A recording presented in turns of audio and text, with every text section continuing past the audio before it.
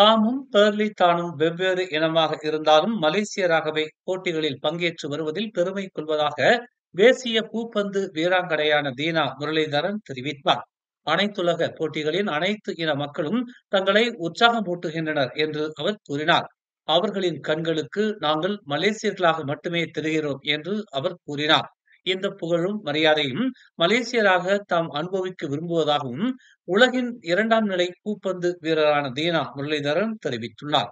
பல்லின மக்களின் கூடாரமாக மலேசியா திகழ்வதாக வெளிநாட்டினர் பலரும் தங்களை ஆச்சரியத்துடன் காண்பது உண்டு. ஆனாலும் கூட ஒரு சில நேரங்களில் இன மற்றும் மத அடிப்படையில் கருத்துக்களை பரப்பினாலும் அதே இனத்தைச் சேர்ந்தவர்கள் அத்தகைய நபர்களை கண்டித்தும் உள்ளனர் என்று அவர் சுட்டிக்காட்டினார். இதுதான் தேசிய ஒற்றுமை என்றும் மலேசியாவின் தாரக மந்திரமாக வேற்றுமையில் ஒற்றுமை என்பதை தாமும் தனது இணையரான பெர்லி தானும் உணர்ந்திருப்பது போல பெரும்பான்மையான மலேசியர்கள் உணர்ந்திருப்பதாக தீனா முரளிதரன் தெரிவித்தார். கடந்த 2021ஆம் ஆண்டு முதல் 2025ஆம் ஆண்டு ஜூலை மாதம் வரை சிகரெட் மற்றும் வேப் எனப்படும் மின் சிகரெட் மூலம் அரசாங்கம் 1530 கோடி வெள்ளியை வரியாக வசூலித்துள்ளதாக தெரிவிக்கப்பட்டுள்ளது. கடந்த காலங்களில் சிகரெட் வாயிலாக மட்டும் 1502 கோடி வெள்ளி வசூலிக்கப்பட்டதாக நிதி அமைச்சு தெரிவித்துள்ளது. சிகரெட்டுகள் நிக்கோட்டின் அடங்கிய மற்றும் நிக்கோட்டின் இல்லாத வேப் திரவம் ஆகியவை தரம் இறக்கப்பட்ட பொருட்களாக வகைப்படுத்தப்பட்டு அவை கலால் வரி, இறக்குமதி வரி மற்றும் விற்பனை வரிக்கு உட்படுத்தப்படுவதாக அமைச்சு குறிப்பிட்டது. தேசிய தின மாதத்தை முன்னிட்டு குறைந்த விலையில் மை டூரிஸ்ட் பாஸ் விளம்பர சலுகையை ராபிட் கேஎல் அறிவித்துள்ளது. ஆகஸ்ட் 22ஆம் தேதி முதல் மலேசிய குடிமக்களுக்கு ஒரு நாளைக்கு 15 ரிங்கெட், 2 நாட்களுக்கு 20 ரிங்கெட் மற்றும் 3 நாட்களுக்கு 25 ரிங்கெட் போன்ற குறைந்த கட்டணத்தில் இந்த பாஸ் வழங்கப்படுகிறது என்று ராபிட் கேஎல் ஒரு அறிக்கையில் தெரிவித்துள்ளது. குடிமக்கள் இல்லாதவர்களுக்கு மை டூரிஸ்ட் பாஸ் ஒரு நாளைக்கு 35 ரிங்கெட், 2 நாட்களுக்கு 50 ரிங்கெட் மற்றும் 3 நாட்களுக்கு 65 ரிங்கெட் என வழங்கப்படுகிறது. ரயில்கள், bus rapid transit Sunway Line, Rapid KL பேருந்துகள், எம்ஆர்டி ஃபீடர் பேருந்துகள் மற்றும் கிள்ளான் பள்ளத்தாக்கில் உள்ள ராபிட் கேஎல் ஆன் டிமாண்ட் சேவைகள் உட்பட அனைத்து ராபிட் கேஎல் சேவைகளிலும் இந்த பாஸ் வரம்பற்ற பயணத்தை வழங்குகிறது. வரம்பற்ற பயணத்திற்கு கூடுதலாக மை டூரிஸ்ட் பாஸ் வைத்திருப்பவர்கள் 40க்கும் மேற்பட்ட மூலோபாய கூட்டாளர்களிடமிருந்து தொடர்ச்சியாக 7 நாட்களுக்கு கூடுதல் சலுகைகளை பெறுவார்கள்.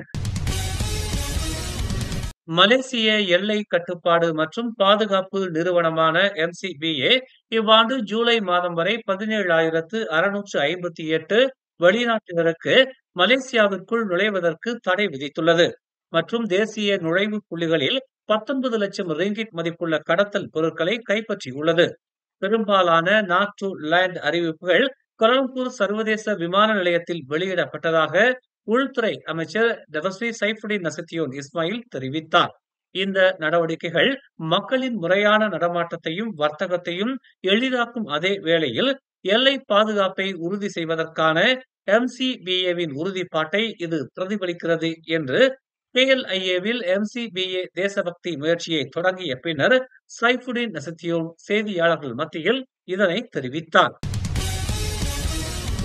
கெடா Menteri Besar Dato' Sri Muhammad Sanusi Muhammad Nor PAS கட்சியின் உதவி தலைவர் பதவிக்கு போட்டியிடுவதா இல்லையா என்பது குறித்து இன்னும் முடிவு செய்யவில்லை என்று தெரிவித்துள்ளார்.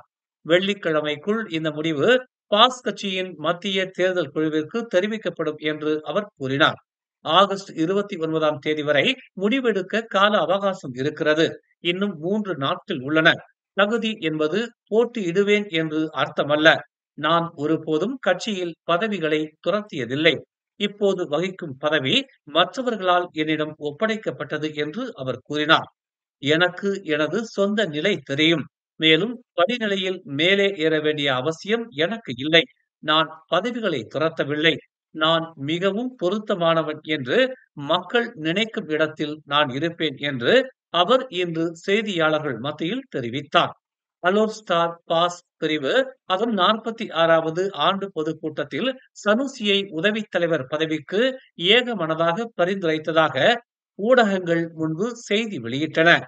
கடா பெரிகாத்தா நேஷனல் தலைவரான சனூசி பரிந்துரைக்கப்பட்ட போதிலும் உதவித் தலைவர் பதவிக்கு போட்டியிட 2 முறை மறுத்துவிட்டார் என்பது குறிப்பிடத்தக்கது.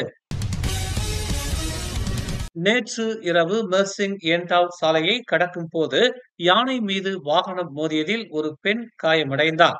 இந்த சம்பவம் இரவு 10:40 மணியளவில் கிலோமீட்டர் 12 அருகே நிகழ்ந்தது. 47 வயதான சம்பந்தப்பட்ட ஓட்டுநர் டொயோட்டா வியாஸில் மெர்சிங்கிலிருந்து ஏண்டாவ் நோக்கி சென்று கொண்டிருந்த போது இச்சம்பவம் நிகழ்ந்தது. யானை கடப்பதை அந்த பெண் கண்டதாகவும், ஆனால் தாக்கத்தை தவிர்க்க சரியான நேரத்தில் பிரேக் போட முடியவில்லை என்றும் அவர் கூறியதாக மெர்சிங் காவல்துறை தலைவர் அப்துல் ரசாக் அப்துல்லா சானி தெரிவித்தார். அன்வார் தலைமையிலான அரசாங்கம் இஷ்டத்திற்கு சட்டங்களை மாற்றி அமைப்பதாக பெரிகாத்தா நாடாளுமன்ற உறுப்பினர் தக்வீன் ஹசான் குற்றம் சாட்டினார். நகர்ப்புற சீரமைப்பு சட்ட திருத்தத்தை மேற்கொள்ளும் அன்வார் அதன் பின் விளைவுகளை சிந்திக்கவில்லை என்று தக்வீன் தெரிவித்தார். இதனால் பெரும்பாலான நகர்ப்புற மலாய்க்காரர்கள் பாதிக்கப்படுவதை அன்வார் உணர்ந்திருந்தும் டிஏபி அமைச்சர்களுடன் கூட்டு சேர்ந்து கொண்டு இச்சட்ட திருத்தத்தை நாளை அமல்படுத்தவிருப்பதாக தக்வீன் தெரிவித்தார். நாளை இந்த சட்டத்தை வாக்கெடுப்பிற்காக நாடாளுமன்றத்தில் தாக்கல் செய்தால் 68 பெரிகாத்தா நாடாளுமன்ற உறுப்பினர்களும் நாடாளுமன்றத்தை விட்டு வெளியேறுவோம் என்று தக்வீன் ஹசான் எச்சரித்தார். சட்ட திருத்த வாக்கெடுப்பின் போது நாடாளுமன்ற உறுப்பினர்கள் வெளிநடப்பு செய்தால் நாடாளுமன்ற விதியின்படி அவர்களை 6 மாதம் இடைநீக்கம் செய்ய முடியும் என்பதை தாங்கள் உணர்ந்திருந்தாலும் மலாய்க்காரர்களின் நிலங்களை காப்பாற்ற தங்களை இடைநீக்கம் செய்தாலும் பரவாயில்லை என்று பாஸ் கட்சியின் பொதுச் செயலாளருமான தக்வீன் ஹசான் நினைவூட்டினார். சபா பெர்னாமில் உள்ள ஒரு பள்ளி விடுதியின் 3வது மாடியில் இருந்து விழுந்ததாக சந்தேகிக்கப்படும் 3ஆம் படிவ மாணவரான 15 வயது சிறுவனுக்கு அறுவை சிகிச்சை செய்யப்பட்டது. இப்போது சுனைபுலோ மருத்துவமனையில் தீவிர சிகிச்சை பிரிவில் அவர் அனுமதிக்கப்பட்டிருப்பதாக தெரிவிக்கப்பட்டுள்ளது. சம்பவம் எப்போது நடந்தது என்று தனக்கு தெரியவில்லை என்றும், தனது மகன் ஏற்கனவே அங்கேயே கிடப்பதை மட்டுமே பார்த்ததாகவும் அச்சிறுவனின் தாயார் குறிப்பிட்டுள்ளார். இன்று முன்னதாக குழந்தைகள் சட்டம் 2001 பிரிவு 31(1) கீழ் இச்சம்பவம் குறித்து போலீசார் விசாரணை அறிக்கையை திறந்துள்ளதாக ஊடகங்கள் செய்தி வெளியிட்டன. சாட்சிகள் மற்றும் தொடர்புடைய நபர்களிடமிருந்து போலீசார் தற்போது வாக்குமூலங்களை சேகரித்து வருவதாக ஸ்லாங்கூர் காவல்துறை தலைவர் டத்தோ சசாலி கஹார் கூறினார்.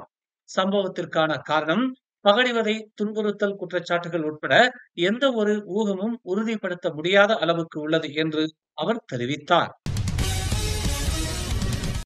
மேலும் செய்திகளை தெரிந்து கொள்ள தமிழ் மலர் நாளிதழை பாருங்கள். உடனுக்குடன் செய்திகளை தெரிந்து கொள்ள தமிழ் மலர் இணையதளம், தமிழ் மலர் செயலி மற்றும் மலர் டிவி யூடியூப் சேனலை வலம் வாருங்கள். எங்களோடு இணைந்திருக்க மலர் டிவியை பதிவு செய்து கொள்ளுங்கள். உறவுகள் மகிழ்ந்திட விருப்பம் மற்றும் பகிர்வு சேவையை சொடுக்கிடுங்கள்.